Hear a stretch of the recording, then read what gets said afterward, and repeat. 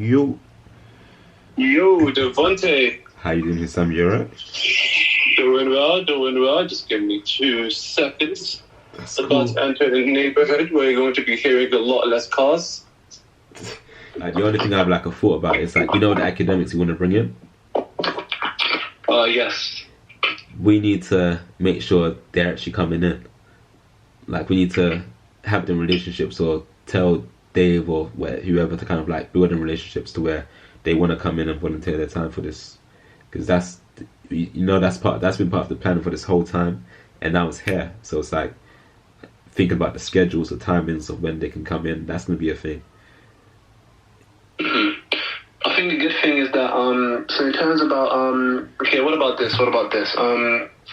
So one of the issues that we kind of have is that, we need the data from the surveys before we actually choose who we're going to be bringing in, correct?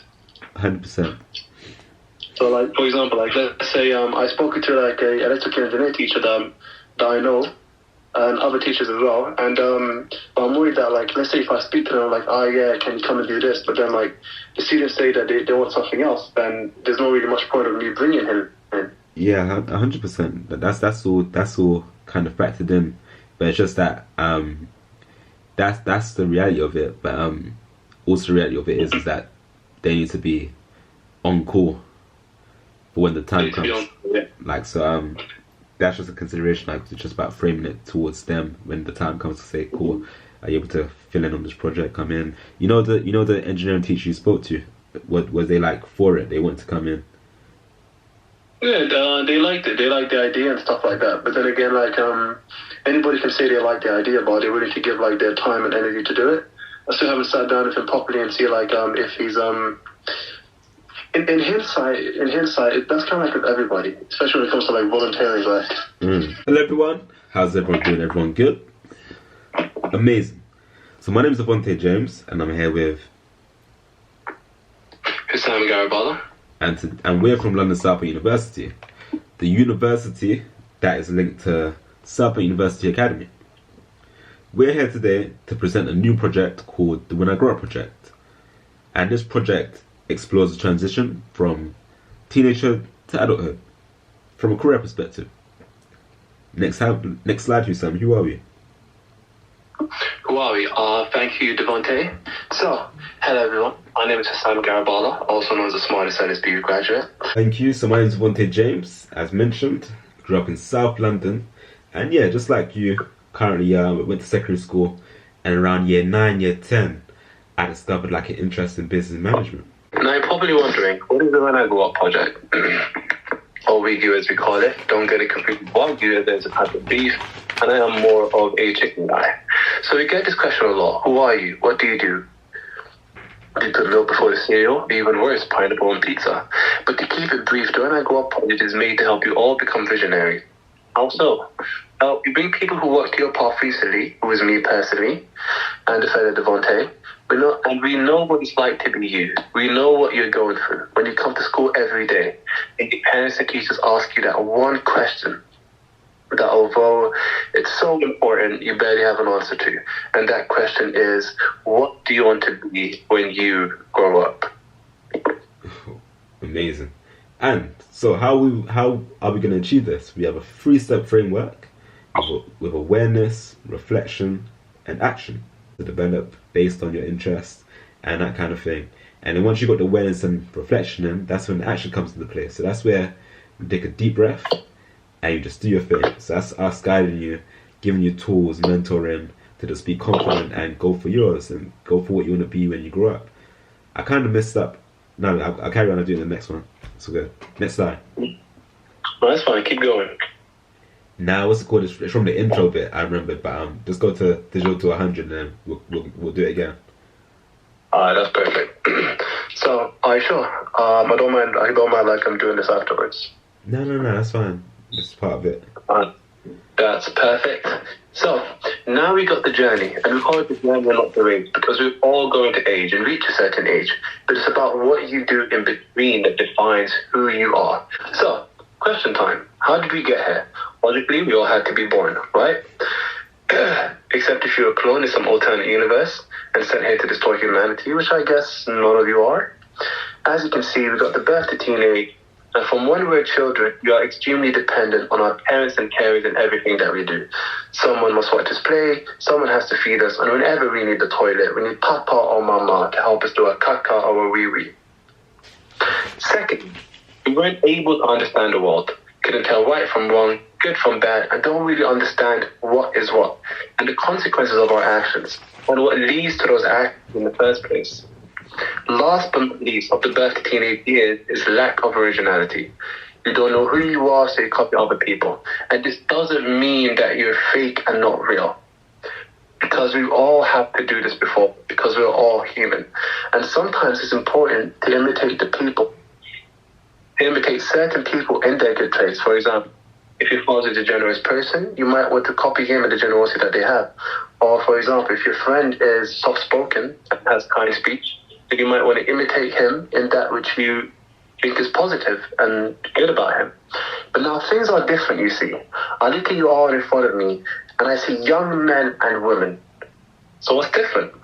First, you're becoming independent. You don't need someone to follow you around and hold your hand anymore. A lot of you come to school alone and go other places. And now you start making your own decisions. And that's scary because now you're expected to face whatever the world throws at you. So choose wisely because time is not refundable. Because once you reach 18, your 17 is gone. Once you reach 19, your 18s are gone, and so on. Last but not least, what's also different is that you begin to understand concepts, ideas, right, wrong, good, bad, and what they include. So now you know fire isn't just a bright flame, but now you know that it burns. And now you know that if you don't study for an exam, you might fail. So you become more careful about what you take in and what you leave. Amazing. All right. Nice one, you Sam. So now we've got friends and classmates. When I was in secondary school, I knew like a lot of people in the area in general, but I had like 4 core friends. I still do have 4 core friends.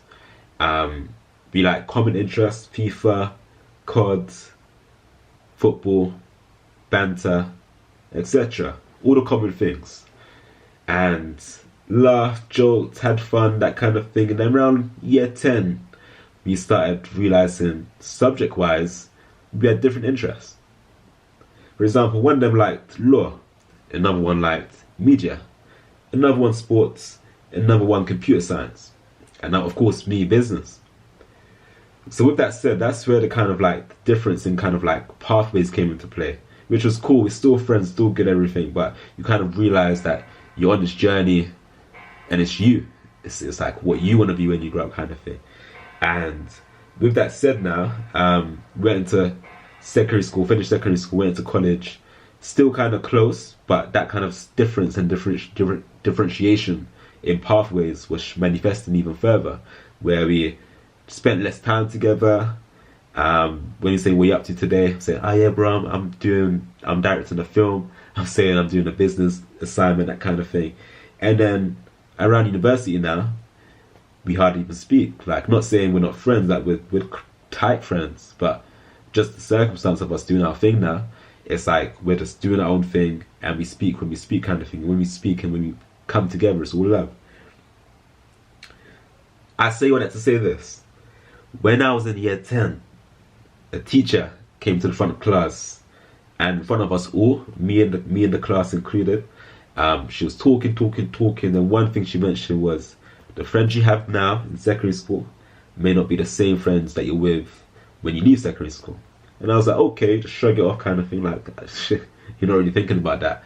But it's true, it's facts, 100%.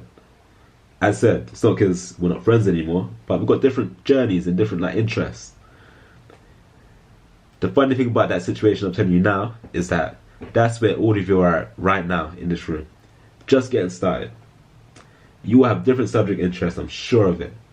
And it's for you to kind of like not fit in with the crowd, not try to be in with the group of like everyone's doing this, I'm doing this. It's about finding that unique path towards what you like to do and what you want to do when you grow up kind of thing. So yeah, that's where you're just getting started, and that's the path you're at now. And we're gonna give you an example of what we mean by this. So you go to interaction. we want you to have 10 seconds. We're going to make this a bit more engaging now. 10 seconds, we want you to turn to the person next to you and then say the subject you're most interested in one word. For example, me and Husam. So 10, 9, 8, 7, 6, 5, 4, 3, 2, 1. maths. English. There we go. We're going on to conversation, so we're not done yet.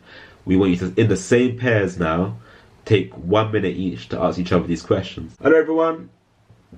I hope you'll enjoy the activity. It sounds like it. But now, just to get along with time, we're now going to go into the timeline of what to expect with the project going forward. So Sam, if you kick that off for me, please. Dun-dun-dun-dun. So here we got the timeline. So the first thing that we're going to be doing is the survey. Now the survey will be sent to each and every single one of you individually, and we need you guys to take your time in answering the questions, be honest, but at the same time try to get it done as soon as possible so we can have more time in order to prepare to bring you the best career professor to you in this school. Secondly, we have the classroom visit, which you'll be seeing me and the handsome brother Devontae again visiting you in the classroom and bringing the most highly selected chosen subjects from the surveys. Now, last but not least, action, Devontae. Alright, so action. So if you didn't clock on within the presentation, remember that framework we went through, so awareness, reflection, action. We kind of touched on awareness and reflection. So in the interaction, that's when you show the awareness of what you're interested in. And in the conversation, that's when you ask each other questions to reflect on that interest. And now, once we've got the survey complete, so that's a mandatory thing. Once we've done the classroom visits and kind of like giving you kind of like insight into your interests, we then are going to look to mentor you, provide tools to ensure that you just go out into the world and do your thing, you know? Just give you the confidence to kind of like go into the world and go towards the path that you choose of what you want to be when you grow up. So that's what action means in summary. But yeah, 1 and 2 needs to be complete. So you know what to do. Start with 1, do the survey, and we get to 3 when the time is. I'm trying to find something to rhyme with 3, something 3 and B or something like that. But yeah, that's not part of the presentation. That's me telling you that. But next slide. Thank you, everyone. Hope you guys all enjoyed the wonderful presentation. And it was really nice seeing all of you. Don't forget, we will be seeing you guys again. So yeah, thank you very much and become the best of you. Devontae? Yeah, I mean, that's where it is. We want to become the best of you. We appreciate your attention in the assembly. Last but not least, the only thing I want to say is hashtag WIGU. WIGU. And that's it. But thank you, everyone. Have a good day. See you soon. And Take care. yeah. Alright, then that's one for sure. Like when we was doing it, practicing yesterday, like it was just like you felt that you arrived, like you was there. And then now doing it behind the screen, it just feels kind of less, kind of like you kind of mudding. Well, I am anyway. I kind of like mudding up. Like usually, because I only done the script yesterday, but even yesterday when I was on the stage, like, I only looked at it at the beginning and like when I could. But other than that, when I was presenting, I didn't really look at it. But now that I'm trying to do it without the script, it's kind of like and that kind of thing. So yeah, I feel like when we're in the room, it'll be good. But I feel like it's still a sign that just a bit more practice for me personally, anyway, and for you if you need to. Before Tuesday happens. So yeah, man, that's all good. But that's literally the practice in that sense. Do you want to go through it again in full? Yeah.